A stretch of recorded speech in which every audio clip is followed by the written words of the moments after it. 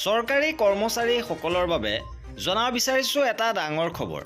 দায়িত্বভাৰ গ্ৰহণ কৰি এবাৰ একশ্যন মোডত ৰাজ্যৰ চৰকাৰখন। দায়িত্ব লৈ মুখ্যমন্ত্ৰীৰ একশ্যন আৰম্ভ। চৰকাৰী কৰ্মচাৰীসকলৰ বাবে কঠোৰ হৈছে মুখ্যমন্ত্ৰী। মুখ্যমন্ত্ৰীয়ে ঘোষণা কৰিছে যে নিৰ্দেশ অমান্য কৰিলেই কঠোৰ শাস্তি বিহা হ'ব। চৰকাৰী কৰ্মচাৰীক লৈ এইবাৰ পুনৰ কঠোৰ নিৰ্দেশ দিয়া হৈছে। 10:15ৰ ভিতৰত উপস্থিত হ'ব লাগিব কাৰ্যালয়ত আৰু 5:15ৰ আগে আগে এৰিব নোৱাৰিব কাৰ্যালয়। অৰ্থাৎ 10:15 ভিতৰত উপস্থিত হ'ব লাগিব আৰু 5:15 আগে আগে কাৰ্যালয় এৰিব নোৱাৰিব কৰ্মচাৰীসকলে।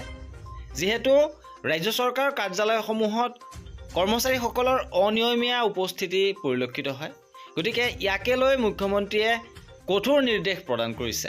আৰু এই সন্দৰ্ভত কেনেধৰণৰ চৰকাৰী নিৰ্দেশনা প্ৰদান কৰা হয় সেয়া হ'ব লক্ষণীয়।